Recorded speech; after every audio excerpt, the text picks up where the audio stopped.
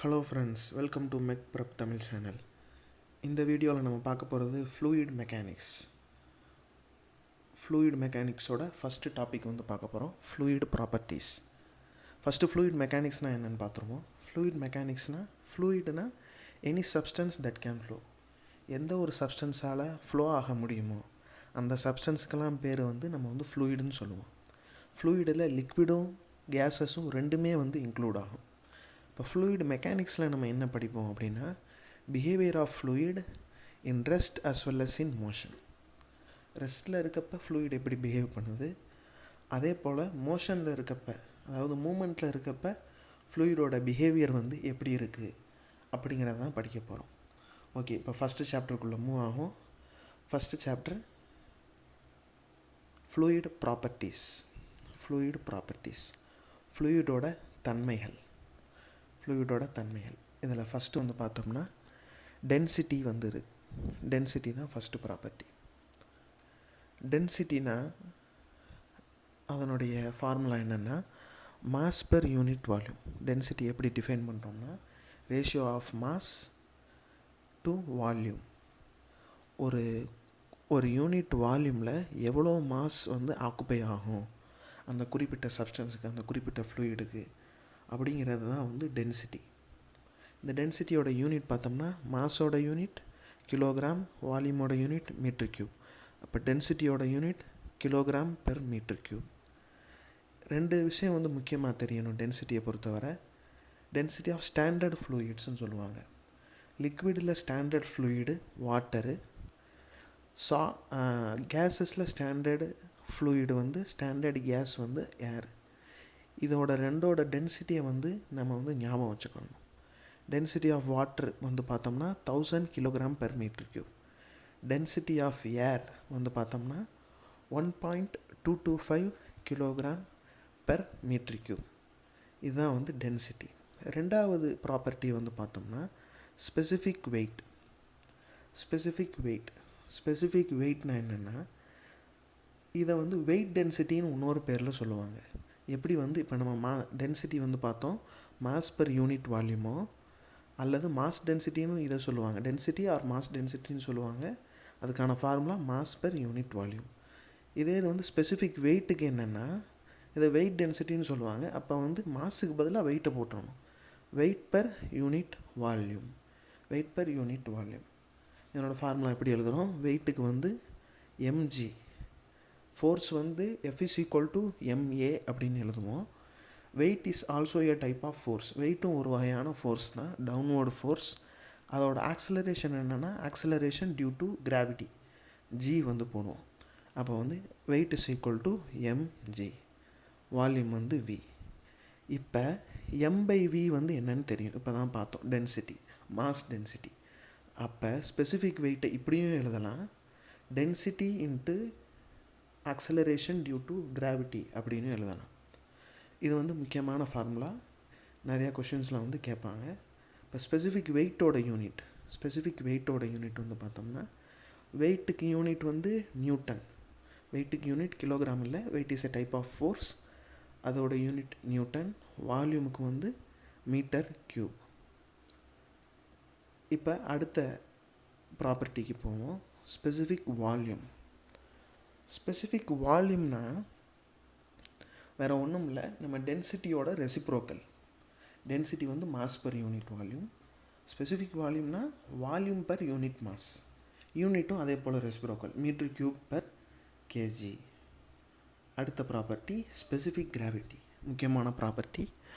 Specific கிராவிட்டியை எப்படி define பண்ணுவோம் அப்படின்னா, density of a given fluid, ஒரு கொடுத்துருக்க ஃப்ளூயிடோட density to density of a standard fluid. ஒரு ஸ்டாண்டர்ட் ஃப்ளூயிட் இருக்கும், நம்ம சொன்னோம் லிக்விடில் ஸ்டாண்டர்ட் ஃப்ளூயிட் வந்து வாட்டர், கேஸஸில் ஸ்டாண்டர்ட் ஃப்ளூயிட் ஏர்னு சொன்னோம். அப்போ அந்த density of standard fluid. Specific கிராவிட்டிக்கு இன்னொரு பேர் இருக்குது, ரிலேட்டிவ் டென்சிட்டி அப்படின்னு சொல்லுவாங்க. ரிலேட்டிவ் டென்சிட்டி இதோட யூனிட் என்னன்னு பார்த்தோம்னா, இதுக்கு நோ யூனிட், ஏன்னா மேலே இன்டென்சிட்டி இருக்குது, கீழே இன்டென்சிட்டி இருக்குது, ரெண்டு யூனிட்டும் கேன்சல் ஆயிரும்.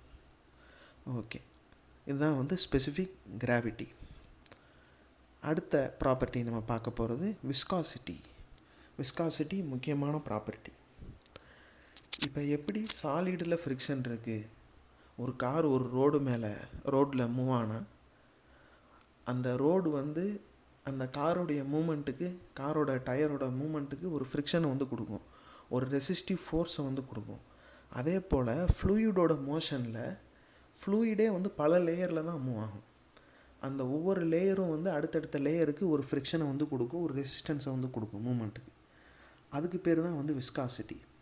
தமிழில் இதுக்கு வந்து டிக்ஷனரியில் எடுத்து பார்த்தோம்னா போட்டிருக்க வேர்டு வந்து பிசுபிசுப்பு அப்படின்னு போட்டிருப்பாங்க, பிசுபிசுப்பு.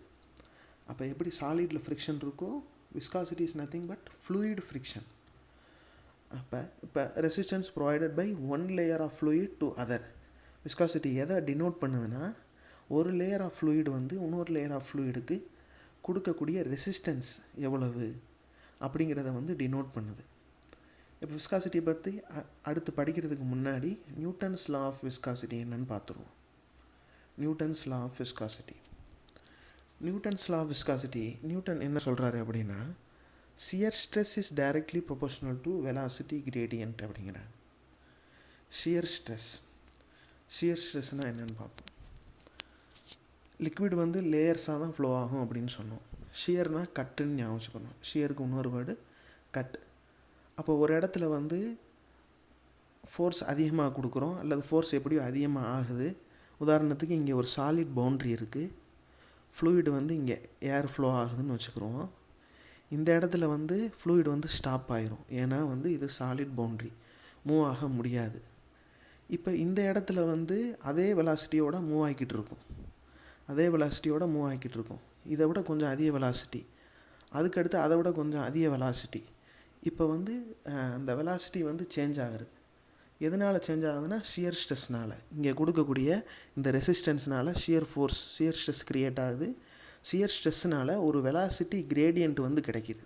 இங்கே வந்து வெலாசிட்டி இஸ் ஈக்குவல் டு 0 ஆகுது, இங்கே வந்து வெலாசிட்டி வந்து அதை விட கொஞ்சம் அதிகமாகுது, இங்கே வந்து வெலாசிட்டி அதை விட அதிகமாகுது. கொஞ்சம் தூரம் போன பிறகு ஃப்ரீ ஸ்ட்ரீம் வெலாசிட்டி ஆயிரும். ஓகே, இப்போ இதை வந்து ஒரு டயக்ராம் போட்டிருப்போம். இந்த டயக்ராமில் என்னென்னா, ஃபஸ்ட்டு இங்கே வந்து வெலாசிட்டி வந்து 0. இந்த வெலாசிட்டி வந்து இங்கே எக்ஸ் ஆக்சிஸில் வெலாசிட்டி வந்து டினோட் பண்ணியிருக்கோம், u is equal to velocity, u வந்து வெலாசிட்டி. ஒய் ஆக்சிஸில் ஒய்ங்கிறது என்னென்னா டிஸ்டன்ஸ் ஃப்ரம் தி பவுண்ட்ரி, பவுண்ட்ரியிலேருந்து எவ்வளவு டிஸ்டன்ஸில் இருக்குது அப்படிங்கிறத டினோட் பண்ணுறது தான் இந்த ஒய். ஓகே, இப்போ வந்து இந்த இடத்துல ஒரு பார்ட்டிக்கிள் வந்து வச்சுக்கிறோம், இப்போ இந்த சாலிட் பவுண்ட்ரி அந்த பாயிண்டில் வந்து வெலாசிட்டி எவ்வளோ இருக்கும், ஃப்ளூயிடுக்கு 0 இருக்கும். மேலே போக போக டிஸ்டன்ஸ் ஃப்ரம் தி பவுண்ட்ரி வந்து இன்க்ரீஸ் ஆக நம்மளோட வெலாசிட்டியும் இன்க்ரீஸ் ஆகும். ஏன் அப்படின்னா, இங்கே ஃபுல்லாக ஃப்ளூயிட் வந்து ஸ்டாப் ஆகிடுச்சு, 0 இருக்கும், மேலே வந்து 0.5 இருக்கும், அடுத்து வந்து 1 இருக்கும், 2 இருக்கும், அப்புறம் வந்து ஃப்ரீ ஸ்ட்ரீம் வெலாசிட்டி. எப்படி வந்து ஃப்ளூயிட் வந்து வந்துச்சோ எந்த வெலாசிட்டியில், அதே வெலாசிட்டியில் வந்து மூவ் ஆகும். இப்போ இதை வச்சு நியூட்டன் என்ன சொல்லியிருக்காருன்னா, ஷியர் ஸ்ட்ரெஸ்ஸு, ஒரு ஸ்ட்ரெஸ்ஸு க்ரியேட் ஆகுதில்ல, இந்த சாலிட் பவுண்ட்ரியோட தடுப்புனால ஒரு ஸ்ட்ரெஸ் வந்து க்ரியேட் ஆகுது. அந்த ஸ்ட்ரெஸ்ஸு வந்து எதுக்கு ப்ரொபோஷனலாக இருக்கும்னா, வெலாசிட்டி கிரேடியண்ட்டுக்கு ப்ரொபோஷனலாக இருக்கும். Velocity change with respect to டிஸ்டன்ஸுக்கு வந்து ப்ரொபோஷனலாக இருக்கும், டிஸ்டன்ஸ் ஃப்ரம் தி பவுண்ட்ரிக்கு ப்ரொபோஷனலாக இருக்கும் அப்படிங்கிறாங்க. இதுதான் வந்து நியூட்டன்ஸ் லா ஆஃப் விஸ்காசிட்டி.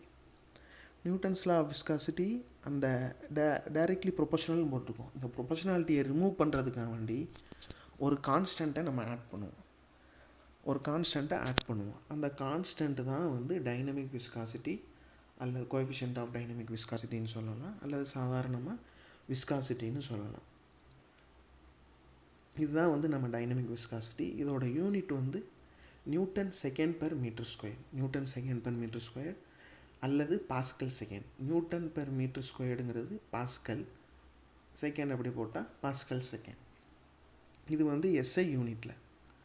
இப்போ சிஜிஎஸ் யூனிட்லையும் கேட்பாங்க. சிஜிஎஸ் யூனிட்டில் என்னென்னா, இதுக்கு வந்து பாய்ஸ்ன்னு சொல்லுவோம். பாய்ஸ்னா வேறு ஒன்றும் இல்லை, நியூட்டனுக்கு பதிலாக டைனு, செகண்டு அதே தான், செகண்ட் தான் இருக்கும். சிஜிஎஸ் யூனிட்லையும் எஸ்ஐ யூனிட்லையும் செகண்ட் தான் இருக்கும். மீட்டர் ஸ்கொயருக்கு பதிலாக சென்டிமீட்டர் ஸ்கொயர்டு. சிஜிஎஸ்னால் சென்டிமீட்டர் ஸ்கொயர்டு, சென்டிமீட்ரு அந்த இது வந்து வந்துடும். பாய்ஸு அல்லது dyne second per metre square. இப்போ யூனிட் கன்வர்ஷன் வந்து பார்ப்போம். 1 Pascal second is equal to 1 Pascal second is equal to 10 pies. 10 pies அல்லது 1 pies is equal to 0.1 Pascal second. இது ரெண்டில் ஏதாச்சும் ஒன்று ஞாபகம் வச்சா போதும், நம்ம வந்து கன்வெர்ட் பண்ணிடலாம். அடுத்த யூனிட்டுக்கு எஸ்ஐலேருந்து சிஜிஎஸ்க்கோ அல்ல சிஜிஎஸ்லேருந்து எஸ்ஐக்கோ வந்து நம்ம வந்து ஈஸியாக கன்வெர்ட் பண்ணிடலாம். அடுத்த ப்ராப்பர்ட்டி பார்க்கணும். அடுத்த ப்ராப்பர்ட்டி வந்து kinematic viscosity. Kinematic viscosity, dynamic viscosity பார்த்துட்டோம். இப்போ வந்து கைனமேட்டிக் விஸ்காசிட்டி. கைனமேட்டிக் விஸ்காசிட்டி என்னென்னா viscosity divided by density. Dynamic viscosity divided by density, mu divided by rho, mu divided by rho. இதோட யூனிட் வந்து பார்த்தோம்னா metre square per second, metre square per second. SI யூனிட்டில் metre square per second. CGS யூனிட்டில் பார்த்தோம்னா centimetre square per second. இந்த centimetre square per செகண்டை எப்படியும் சொல்லலாம்னா ஸ்டோக்ஸ் அப்படின்னு சொல்லலாம். ஸ்டோக்னு சொல்லணும். இப்போ யூனிட் கன்வர்ஷனுக்கு சிஜிஎஸ்லேருந்து எஸ்ஐக்கு மாற்றணுமா, எஸ்ஐலேருந்து சிஜிஎஸ்க்கு மாற்றணுமா என்னென்னா 1 ஸ்டோக் இஸ் ஈக்குவல் டு, ஒரு ஸ்டோக் எவ்வளோனா 10⁻⁻⁴ metre square per second. 10⁻⁻⁴ metre square per second. இப்போ ஒரு முக்கியமான இம்பார்ட்டண்ட்டான நோட் என்னென்னா விஸ்காசிட்டியை பொறுத்து, அதாவது விஸ்காசிட்டியில் கேஸஸுக்கு வந்து டெம்பரேச்சர் இன்க்ரீஸ் ஆகுது அப்படின்னா விஸ்காசிட்டி வந்து இன்க்ரீஸ் ஆகும். லிக்விட்ஸில் டெம்பரேச்சர் இன்க்ரீஸ் ஆகுதுன்னா விஸ்காசிட்டி வந்து டிக்ரீஸ் ஆகும். ஏன் அப்படின்னு பார்த்தோம்னா இந்த விஸ்காசிட்டி, இந்த ப்ராப்பர்ட்டி எதை டிபெண்ட் பண்ணியிருக்குன்னா மெயினாக வந்து 2 டிபெண்ட் பண்ணியிருக்கு. ஃபஸ்ட்டு வந்து கொஹிசிவ் ஃபோர்ஸ், செகண்ட் வந்து மாலிகுலார் மொமெண்டம் ட்ரான்ஸ்ஃபர். இப்போ உதாரணத்துக்கு லிக்விட் எடுத்துக்கிறோம். லிக்விடில் வந்து கொஹிசிவ் ஃபோர்ஸ் வந்து அதிகமாக இருக்கும். கொஹிசிவ் ஃபோர்ஸ்னால் என்ன? Attraction between, force of attraction between same molecules. ஒரே மாலிகுலுக்கு இடையில் ஒரு அட்ராக்ஷன் வந்து இருக்கும். அது ரெண்டையும் ஒரு பக்கத்தில் வச்சுக்கிறதுக்கான ஒரு அட்ராக்ஷன் வந்து இருக்கும். அந்த ஃபோர்ஸ் வந்து லிக்விட்ஸில் வந்து அதிகமாக இருக்கும். இப்போ டெம்பரேச்சர் அதிகமானால் இந்த கொஹிசிவ் ஃபோர்ஸ் வந்து டிக்ரீஸ் ஆகும். அந்த பாண்டெல்லாம் வந்து பிரேக் ஆகும். அதனால் கொஹிசிவ் ஃபோர்ஸ் டிக்ரீஸ் ஆகும். கொஹிசிவ் ஃபோர்ஸ் டிக்ரீஸ் ஆகிறனால அந்த ஆட்டம்ஸ்லாம் தனித்தனியாக போகிறனால, தூரமாக போகிறனால விஸ்காசிட்டி டிக்ரீஸ் ஆகும். இதே இது கேஸஸை பார்ப்போம். கேஸஸில் கொஹிசிவ் ஃபோர்ஸை விட மாலிகுலார் மொமெண்டம் ட்ரான்ஸ்ஃபர் வந்து அதிகமாக இருக்கும். மாலிகுலார் மொமெண்டம் ட்ரான்ஸ்ஃபர் அதிகமாக இருக்கும். அந்த மாலிகுலார் மொமெண்டம் ட்ரான்ஸ்ஃபர் தான் வந்து விஸ்காசிட்டிக்கு வந்து கான்ட்ரிபியூட் பண்ணும். ஓகேவா? அப்போ டெம்பரேச்சர் இன்க்ரீஸ் ஆச்சுன்னா மாலிகுலார் மொமெண்டம் ட்ரான்ஸ்ஃபர் இன்க்ரீஸ் ஆகும். மாலிகுலார் மொமெண்டம் ட்ரான்ஸ்ஃபர்னால் என்னென்னா டிஃப்யூஷன். ஒரு மாலிகுல் இன்னொரு மாலிகுலுக்கு மேலே மோதி ட்ரான்ஸ்ஃபர் பண்ணுறது, தன்னுடைய மொமெண்டத்தை, தன்னுடைய ஸ்பீடை ட்ரான்ஸ்ஃபர் பண்ணுறது தான் வந்து மாலிகுலார் மொமெண்டம் ட்ரான்ஸ்ஃபர்னு சொல்கிறோம். இப்போ மாலிகுலார் மொமெண்டம் ட்ரான்ஸ்ஃபர் இன்க்ரீஸ் ஆச்சுன்னா நிறையா பார்ட்டிகிள்ஸ், நிறையா மாலிகுல்ஸ், அவங்களோட ஒவ்வொரு மாலிகுலும் அதிகமாக எதாக ஆரம்பிக்கும், இடிக்க ஆரம்பிக்கும், டிஃப்யூஸ் ஆக ஆரம்பிக்கும், கொல்யூஷன் ஆக ஆரம்பிக்கும். அப்போ வந்து அதிகமாக கொல்யூஷன் ஆகிறனால அந்த ஏரோ அந்த கேஸோ வந்து மூவ் ஆகிறதுக்கு வந்து கஷ்டமாக இருக்கும். மாலிகுலார் மொமெண்டம் ட்ரான்ஸ்ஃபர் இன்க்ரீஸ் ஆச்சுன்னா கொல்யூஷன் அதிகமாகும். கொல்யூஷன் அதிகமாச்சுன்னா விஸ்காசிட்டி வந்து அதிகமாகும். அதனால் ஃப்ளோ மூமெண்ட் வந்து குறையும், ஃப்ளோ வந்து ஸ்லோவாகும். அடுத்த property bulk modulus property. Bulk மாடுலஸ்னால் என்னென்னா it is the ratio of compressive stress to volumetric strain. ஒரு ஸ்ட்ரெஸ் வந்து கொடுக்குறோம், கம்ப்ரசிவ் ஸ்ட்ரெஸ் வந்து கொடுக்குறோம். இப்படி ஒரு பாக்ஸ் இருந்தால் அதுக்கு வந்து ஒரு கம்ப்ரசிவ் ஸ்ட்ரெஸ் வந்து கொடுக்குறோம். அந்த compressive stress divided by volumetric strain, அதோட வால்யூமில் எவ்வளோ சேஞ்ச் நடந்திருக்கு, change in volume to original volume, இதை மெஷர் பண்ணுறது தான் வந்து பல்க் மாடுலஸ். இப்போ இதில் வந்து என்ன போட்டிருக்கோம், minus DP divided by DV by V அப்படின்னு போட்டிருக்கோம். இதில் நெகட்டிவ் சிம்பிள் எதுக்கு போட்டிருக்கோம் அப்படின்னா, இப்போ வந்து ப்ரெஷர் வந்து இன்க்ரீஸ் ஆகுது அப்படின்னா வால்யூம் வந்து கண்டிப்பாக வந்து டிக்ரீஸ் ஆகும். அப்போ இது பாசிட்டிவாக இருக்கும், இது நெகட்டிவாக இருக்கும். அப்போ வந்து பல்க் மாடுலஸ் வந்து நெகட்டிவ் ஆயிரும். ஒருவேளை இது நெகட்டிவாக இருக்குது, ப்ரெஷர் வந்து கம்மியாக இருக்குது அப்படின்னா வால்யூம் வந்து இன்க்ரீஸ் ஆகும். வால்யூம் வந்து இன்க்ரீஸ் ஆச்சுன்னா இது நெகட்டிவ் ஆயிரும். ஆக மொத்தம் வந்து பல்க் மாடுலஸை பாசிட்டிவ் பண்ணுறதுக்காக வேண்டி நம்ம வந்து நெகட்டிவ் சிம்பிள் வந்து போட்டிருக்கோம். அல்லது வந்து எப்பயுமே நம்ம கம்ப்ரெசிவ் ஃபோர்ஸ் தான் கொடுக்க போகிறோம். அதை டினோட் பண்ணுறதுக்காக வேண்டி நெகட்டிவ் சைன் வந்து கொடுத்துருக்கோம். இதை வந்து இன்னொன்று எழுதலாம், DP by D rho divide by rho அப்படின்னு எழுதலாம். பல்க் மாடுலஸில் முக்கியமான நோட், ஐசோதெர்மல் ப்ராசஸுக்கு பல்க் மாடுலஸ் என்ன அப்படின்னு பார்த்தோம்னா KT is equal to P. பின்னா வந்து ப்ரெஷர். ஒரு ஐசோதெர்மல் ப்ராசஸ் இருக்குது, அதுக்கு பல்க் மாடுலஸ் கண்டுபிடிக்கணும் அப்படின்னா வந்து அதோட ப்ரெஷர் தெரிஞ்சால் போதும். அந்த பல்க் மாடுலஸ் வந்து ப்ரெஷருக்கு தான் எப்பயுமே ஈக்குவலாக இருக்கும். இதே இது அடியபெட்டிக் ப்ராசஸுக்கு பல்க் மாடுலஸ் கண்டுபிடிக்கணும்னா அதோட ஃபார்முலா காமா இன்ட்டு பி. காமாங்கிறது அடியபெட்டிக் கான்ஸ்டன்ட்டு, காமா தெரியும். அப்போ KI is equal to gamma into P ப்ரெஷரோட மல்டிப்ளை பண்ணால் அடியபெட்டிக் பல்க் மாடுலஸ் வந்து கிடச்சிடும். அடுத்து கம்ப்ரெசபிலிட்டினா வேறு ஒன்றும் இல்லை, reciprocal of bulk modulus. Okay, இப்போ கம்ப்ரெசபிலிட்டி எதை ரெப்ரசன்ட் பண்ணுது அப்படின்னா எவ்வளோ அந்த பாடி வந்து கம்ப்ரெஸ் ஆகும், எவ்வளோ அந்த பாடி வந்து கம்ப்ரெஸ் ஆக முடியும், அதனால் கம்ப்ரெஸ் ஆகிற எபிலிட்டி அதுக்கு எவ்வளோ இருக்குது அப்படிங்கிறத டினோட் பண்ணுறது தான் கம்ப்ரெசபிலிட்டி. அதிகமாக இருந்தால் அந்த ஆப்ஜெக்டை நம்ம வந்து நல்லா கம்ப்ரெஸ் பண்ணலாம். ஓகே ஃப்ரெண்ட்ஸ், மீதி இருக்கக்கூடிய சர்ஃபேஸ் டென்ஷன், கேபிலாரிட்டி, மற்ற இருக்க ப்ராப்பர்ட்டிஸை வந்து நம்ம அடுத்த வீடியோவில் வந்து பார்ப்போம். இந்த வீடியோ உங்களுக்கு பிடிச்சிருந்துச்சுன்னா இந்த வீடியோவை லைக் பண்ணுங்கள், ஷேர் பண்ணுங்கள். நம்ம மெக்பரப் தமிழ் சேனலுக்கு சப்ஸ்கிரைப் பண்ணுங்கள். Thank you friends.